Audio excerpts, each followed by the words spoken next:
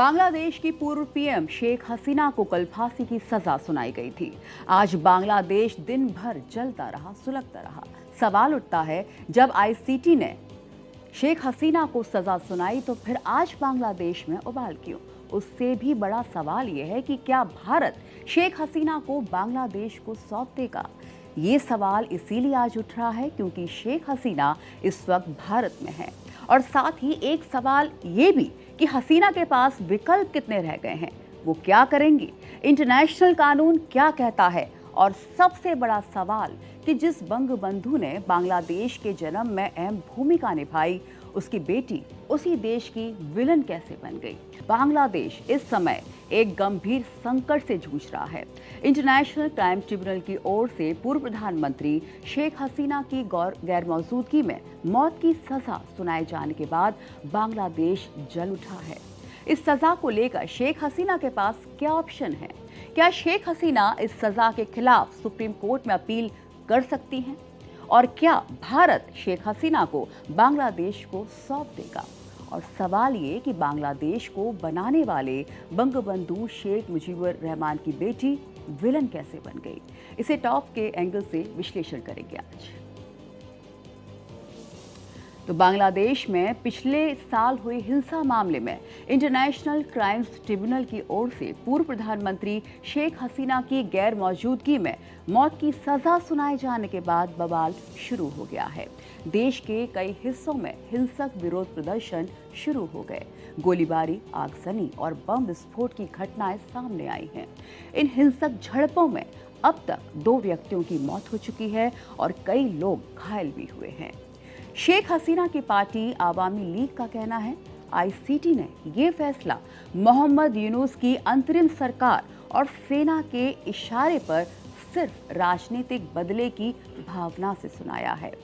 शेख हसीना की सजा के खिलाफ आवामी लीग ने 2 दिन का राष्ट्रव्यापी बंद का ऐलान किया है।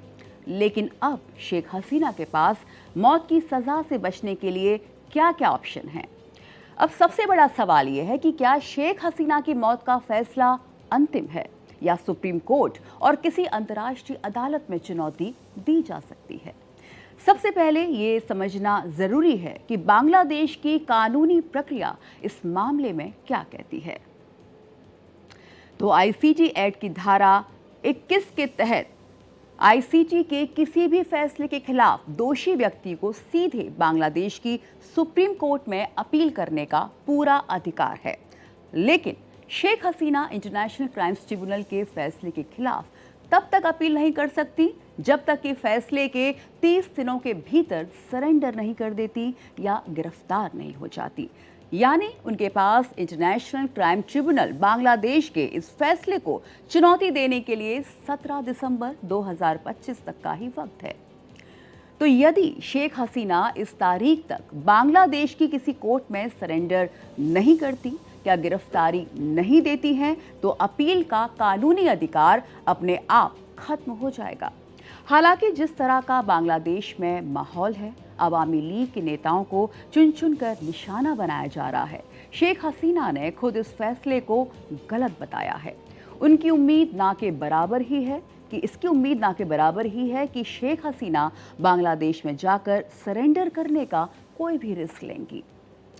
शेख हसीना को मौत की सजा से बचने का दूसरा विकल्प, इसकी बात करें तो ये बांग्लादेश के राष्ट्रपति के पास है। राष्ट्रपति के पास संविधान के तहत क्षमा, सजा में कमी या सजा बदलने की शक्ति है, जिसे क्लीमेंसी पावर कहा जाता है। तो इसका मतलब है कि आईसीटी के फैसले के बाद सबसे पहला और सीधा रास्ता डोमेस्टिक, जुडिशियल और संवैधानिक प्रक्रियाओं के जरिए से ही निकलता है। अंतर्राष्ट्रीय संस्थाओं की भूमिका तब महत्वपूर्ण होती है जब घरेलू उपाय पूरी तरह से खत्म हो जाएं। अब सवाल ये कि क्या हैग में मौजूद इंटरनेशनल क्रिमिनल कोर्ट यानी आईसीसी इस सजा को रोककर शेख हसीना के लिए राहत का दरवाजा खोल सकती है? तो चलिए जानते हैं इस बारे में। इंटरनेशनल क्रिमिनल कोर्ट यानी आईसीसी किसी भी राष्ट्रीय अदालत के फैसले को रद्द या ओवर रूल करने की शक्ति नहीं रखता है। इसकी भूमिका स्पष्ट रूप से नई अंतर्राष्ट्रीय आपराधिक जांचों में होती है। ना कि किसी देश के चल रहे या पूरे हो चुके मुकदमों की अपील में। आईसीसी 3 परिस्थितियों में किसी मामले में हस्तक्षेप कर सकता है। पहला, संबंधित देश खुद मामला आईसीसी को सौंप दे। दूसरा, संयुक्त राष्ट्र सुरक्षा परिषद इसे आईसीसी को रेफर करे।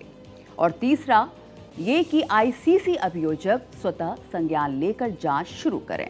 यानी इंटरनेशनल क्रिमिनल कोर्ट से शेख हसीना की सजा से बचने का तरीका बेहद पेचीदा है। अब सवाल ये कि क्या भारत शेख हसीना को बांग्लादेश को सौंप सकता है? मोहम्मद यूनुस ने मानवता के खिलाफ अपराध शब्द को शेख हसीना और भारत के खिलाफ हथियार बनाया है। और चूंकि भारत बांग्लादेश के बीच कैदियों के प्रत्यर्पण को लेकर 2013 में समझौता हुआ था, इसीलिए उस समझौते का हवाला दिया जा रहा है। लेकिन क्या भारत शेख हसीना को बांग्लादेश को सौंपने के लिए मजबूर किया जा सकता है? आखिर मोहम्मद यूनुस की मंशा क्या है? दिल्ली के पास मोहम्मद यूनुस को काउंटर करने के लिए क्या दावपेच हैं, इसे समझना काफी जरूरी हो जाता है। भारत और बांग्लादेश के बीच 2013 में एक प्रत्यर्पण संधि हुई थी।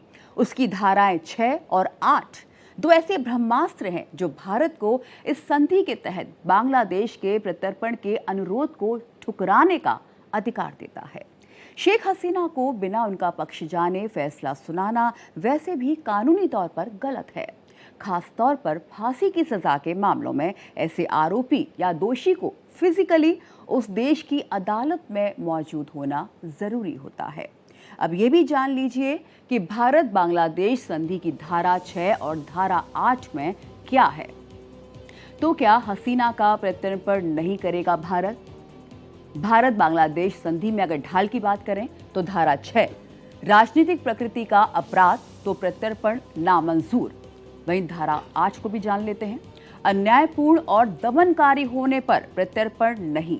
अपराध की प्रकृति अगर मामूली है तो भी प्रत्यर्पण नहीं हो सकता है।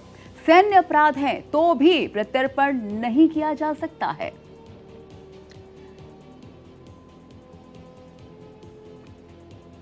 तो भारत को बांग्लादेश की पूर्व प्रधानमंत्री शेख हसीना को बचाने की कुंजी मिल गई है। वो बांग्लादेश के हसीना के प्रत्यर्पण की मांग को ठुकरा सकता है। भारत और बांग्लादेश के बीच 2013 की एक प्रत्यर्पण संधि हुई थी, जिसमें ऐसी 2 अचूक धाराएं हैं जिनके आधार पर वो साफ तौर पर बांग्लादेश को मना कर सकता है। मानवता के खिलाफ अपराध, इस शब्द को मोहम्मद यूनुस ने शेख हसीना और भारत के खिलाफ हथियार बनाया है। और चूंकि भारत बांग्लादेश के बीच कैदियों के प्रत्यर्पण को लेकर 2013 में समझौता हुआ था, इसीलिए उस समझौते का हवाला दिया जा रहा है। लेकिन क्या भारत शेख हसीना को बांग्लादेश को सौंपने के लिए मजबूर से किया जा सकता है?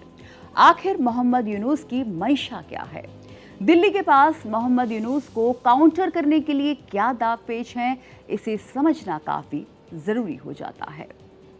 और तीसरा, संबंधित देश खुद मामला आईसीसी को सौंप दे। संयुक्त राष्ट्र सुरक्षा परिषद इसे आईसीसी को रेफर करे।